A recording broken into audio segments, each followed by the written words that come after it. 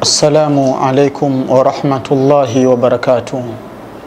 Alhamdulillah, thumma salatu wassalamu ala rasulillah.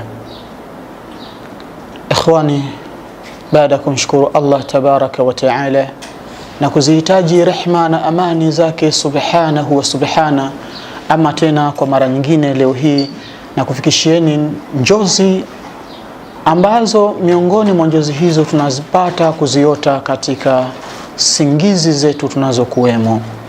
Ikhwani, wapo watu wanaota njozi nzuri na wapo watu wanaota njozi mbaya, lakini leo hii nataka nikwambie ni njozi inahusiana na kuota suratu al-Fatiha, yani suratu al-Fatiha fil manami, kuota suratu al-Fatiha usingizini. Na kabla sijaendelea, nipende kuambia kwamba hapo chini ya video yako kuna maandishi mekundu yameandikwa subscribe. Basi yabonyeze mara moja maandishi hayo, kisha itakuja alama ya kengele, na hiyo ibonyeze tena mara moja. Hiyo itakufanya mimi na wewe tuendelee kuwa wanafamilia wa channel yetu hii pendwa kwa idhini yake subhanahu wa subhana. Lakini pia nipende kukwambia ya kwamba njozi yako ni maisha yako. Njozi inaelezea maisha yako mazima, huko ulikotoka, hapo ulipo na huko unakokwenda. Lakini pia njozi yako ni bishara kwako.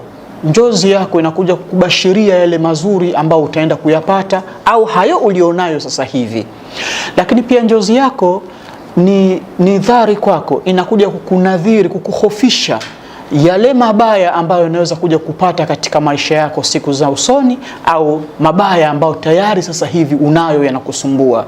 Kwa hivyo njozi yako ni mali yako, njozi yako ni maisha yako. Usikubali kuitupa njozi yako. Leo nakupa njozi ya kuota suratu al-Fatiha. Tunasema mtu anapolala kisha akaota kuwa anasoma suratu al-Fatiha, basi njozi hiyo inamjulisha haya yafuatayo, kwamba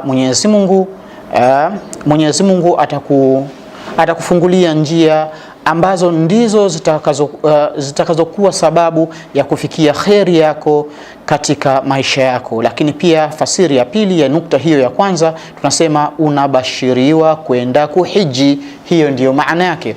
Ama nukta ya pili ya njozi ya kuota suratul Fatiha usingizini, tunasema mtu anapolala kisha akaota kuwa anasoma aya yeyote iliyomo ndani ya suratul Fatiha, anasoma aya yote iliyopo ndani ya suratul Fatiha, basi njozi hiyo inamjulisha haya yafuatayo, kwamba utakuwa ukiomba dua zinajibiwa. Hiyo ndio maana yake ya kwanza.